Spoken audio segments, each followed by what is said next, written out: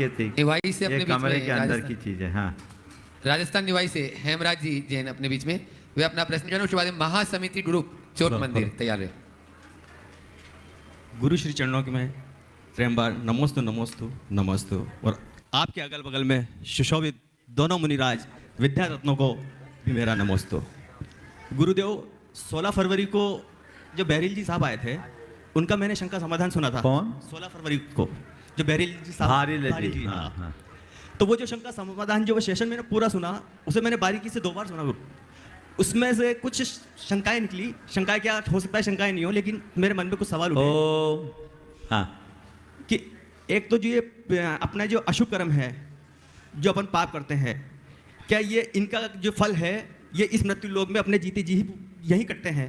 दूसरा ये है कि क्या इसका प्रभाव अपने सगे संबंधी जैसे मेरे बेटे हैं या माता पिता है, मेरे अशुभ कर्मों का फल भी या उनको लगेगा क्या? तीसरी बात, आपने लास्ट में एक बात कही थी कि कर्म की सत्ता के ऊपर भी है धर्म की सत्ता, और वो टाइम की वजह से थोड़ा पूरा हो चुका था। तो मैं आपसे ये पूछना चाह रहा था कि इन सब अशुभ कर्मों के अलावा जो धर्म की सत्ता बताई आपने, तो उसका क्या विवेचन है? देखिए, इस भाव के अशुभ कर्म इस भाव में निवारित होते हैं और भावांतर में भी निवारित होते हैं, और कुछ कर्म तो भाव तक पीछा नहीं छोड़ते। समझ गए? तो भाव तक चलते हैं। अब हम ये कह नहीं सकते कि मेरे सारे कर्म इसी भाव में कट जाए, ये हमारी परिणति पर निर्भर करता है। इसलिए कर्म बंध से बचने का पूर्ण प्रयत्न करते रहना चाहिए। दूसरा सवाल आपने किया कि हम सगे संबंधी पर हमारे शुभ अशुभ कर्मों का प्रभाव पड़ता है या नहीं। शुभ का भी पड़ता, अशुभ का भी पड़ता है। कैसे से समझ लो। एक बच्चा किसी करोड़पति के घर में जन्म लिया,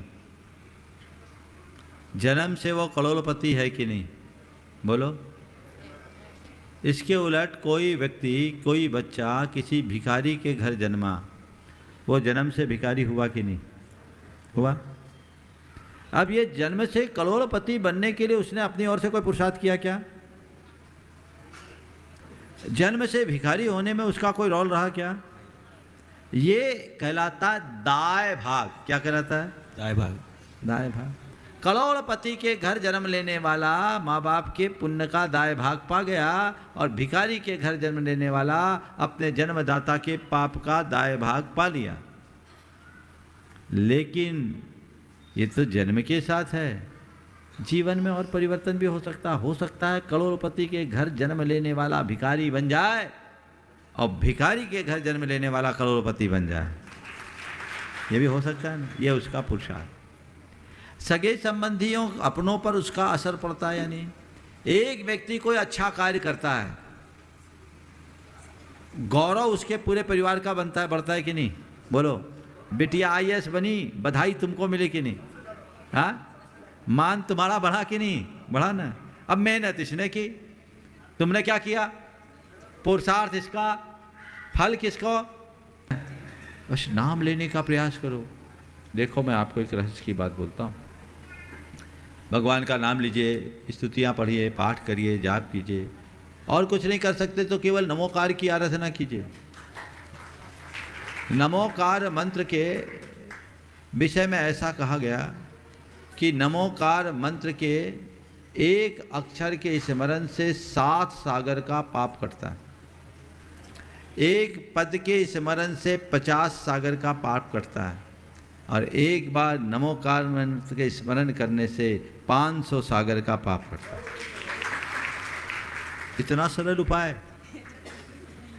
अच्छे भाव से कहो तो कहते हैं असंख्यात गुने कर्मों की निद्रा होती है।